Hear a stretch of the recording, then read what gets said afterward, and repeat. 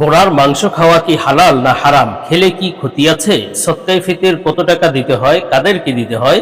রোজা অবস্থায় স্বামী স্ত্রী কথা বলতে বলতে অথবা খারাপ ভিডিও ছবি ইত্যাদি দেখে যৌন রস বা কামরস চলে আসলে তাহলে কি রোজা ভেঙে যাবে?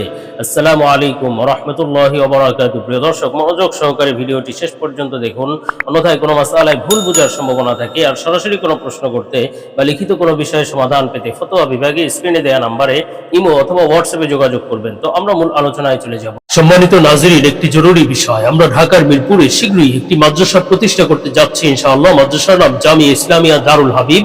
মাদ্রাসায় শিশু শ্রেণী থেকে নিয়ে নুরানি বিভাগ, নাজেরা ও হিফজ বিভাগ এবং কিতাব বিভাগ থাকবে ইনশাআল্লাহ, মহিলা ও পুরুষ শাখা। সুতরাং আপনার সন্তানকে ভর্তি করার জন্য যোগাযোগ করতে পারেন এবং দেশ ও প্রবাস থেকে কেউ দান, অনুদান ও সহযোগিতা করতে চাইলে স্ক্রিনে বিকাশ, রকেট, নগদ নাম্বার এবং ব্যাংক অ্যাকাউন্ট দেওয়া আছে, সহযোগিতা করতে পারেন। সর্বোপরি সবার কাছে দোয়া কামনা করছি। আমরা সরাসরি প্রশ্নের জবাবে চলে যাই। প্রশ্ন ছিল, রোজা অবস্থায় স্বামী স্ত্রী কথা বলতে গিয়ে অথবা খারাপ ছবি ভিডিও দেখে যদি যৌন রস বা কামরস চলে আসে তাহলে কি রোজা ভেঙে যাবে? দেখুন, প্রথমত একটি বিষয় বুঝতে হবে, স্বামী স্ত্রী যদি কথা বলতে বলতে এই ধরনের বিষয় হয়, কিছু যৌনোত্তেজক কথাবার্তা বলে, তাহলে এক বিধান। আর যদি ভিডিও, ছবি ইত্যাদি দেখে যদি এই ধরনের বিষয় আসে তাহলে কিন্তু বিষয়টি ভিন্ন। কেননা রোজা রেখে গুনাহের কাজ, রমজান আল্লাহ তাআলা দিয়েছেন গুনাহ থেকে মুক্ত হওয়ার জন্য। হাদিসের মধ্যে আছে, জিবরাইল আলাইহিস সালাম দোয়া করেছেন, যে ব্যক্তি রমজান পেল কিন্তু নিজের গুনাহ মাফ করাতে পারলো না, ওই ব্যক্তির জন্য ধ্বংস। নবীজি এই দোয়া শুনে আমিন বলেছেন। তো বুঝা গেল রমজান মাস গুনাহ মাফ করানোর জন্য। কিন্তু কেউ যদি রমজান মাসে গুনাহ মাফ করানো তো দূরের কথা, সে বরং এই ধরনের খারাপ ভিডিও, নেকেট অথবা কোনো ধরনের নাটক, সিনেমা ইত্যাদি দেখে গুনাহের কাজ আরো করলো, তাহলে এর চেয়ে হতভাগ্য আর কি আছে? গুনাহ মাফ করাতে পারলো না, বরং গুনাহ আরো জোগাড় করলো। তো এটা বড়ই কপাল পোড়ামির আলামত। সুতরাং এই কাজ থেকে বিরত থাকতে হবে।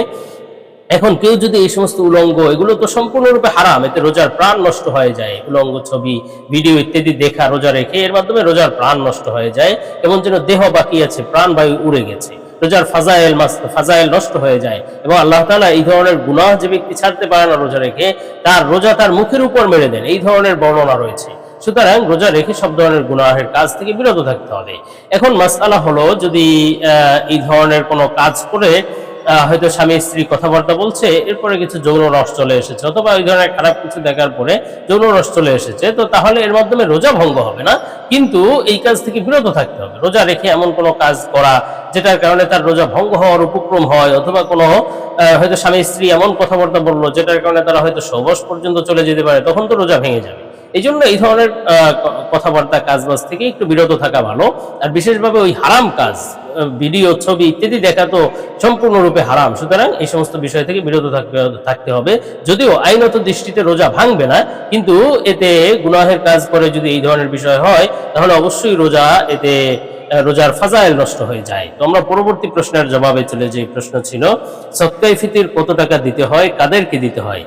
দেখুন, সদকায়ে ফিতর কত টাকা, এটা আসলে নির্ধারণ করা হয়েছে হাদিসের মাধ্যমে চারটি জিনিস। রাসূলুল্লাহ সাল্লাল্লাহু আলাইহি ওয়াসাল্লাম থেকে চারটি জিনিসের মাধ্যমে সদকায়ে ফিতর আদায় করার বিধান প্রমাণিত রয়েছে। একটি হলো খেজুর, দ্বিতীয় হলো কিশমিশ, তৃতীয় হলো গম এবং চতুর্থ হলো জব এবং আরেকটি হলো পনির। অর্থাৎ এই জিনিসগুলো দিয়ে সদকায়ে ফিতর আদায় করা যায়। সেক্ষেত্রে গমের ক্ষেত্রে এক সা পরিমাণ, আরবি হিসাবে বা মাপের হিসাবে এক সা বলা হয়, আর অন্যান্য ক্ষেত্রে 2 সা দিতে হয়। আর এক সা এর ক্ষেত্রে, এক সা এর গমের পরিমাণ আসে 2.25 সের। তো 2.25 সের গমের মূল্য যত হবে, সর্বনিম্ন অত টাকা সদকায়ে ফিতর দিতেই হবে, এর চেয়ে কম দিলে হবে না। আর বেশি অন্যান্য হিসাবে, যেমন খেজুরের হিসাব করলে তো অনেক হয়, ভালো মানের খেজুর 1000-1200 টাকা দামের যে সমস্ত খেজুর আছে, ওগুলো যদি 2 সা এর হিসাব করা হয় তাহলে অনেক টাকা হয়, প্রায় 4000 টাকার মতো হয়। আর সর্বনিম্ন হলো ওই গমের হিসাব করলে বা আটার হিসাব করলে 2.25 সেরের দাম, সেটা বর্তমানে 2025 সালে নির্ধারণ করা হয়েছে 110 টাকা ইসলামিক ফাউন্ডেশন থেকে। তো এই পরিমাণ টাকা এই হিসাব করে তারপরে সদকায়ে ফিতর দিতে হবে। এখন কাদেরকে দিতে হবে, সেটা হলো যারা যাকাত খাওয়ার যোগ্য তাদেরকে সদকায়ে ফিতর দেওয়া যায়।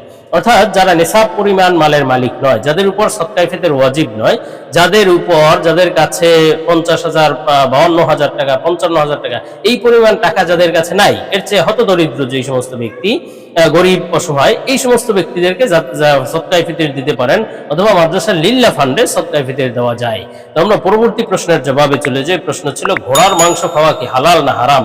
খেলে কি ক্ষতি আছে? সুন্নাহ শপিং আপনাদের জন্য নিয়ে এলো একটি ইসলামিক পণ্যের দারুণ প্যাকেজে থাকবে উন্নত মানের টুপি, তাসবিহ, মেসওয়াক, আতর, সুরমা, মা বোনের জন্য হাতমোজা, পামোজা এবং নবীজির 1000 সুন্নাতের একটি পকেট বই। আর সব কিছু পাবেন একটি আকর্ষণীয় গিফট বক্সের ভিতর। সুতরাং 8টি সুন্নতি জিনিসের এই প্যাকেজটি নিতে পারেন নিজের জন্য, পরিবারের জন্য বা প্রিয়জনকে গিফট করার জন্য।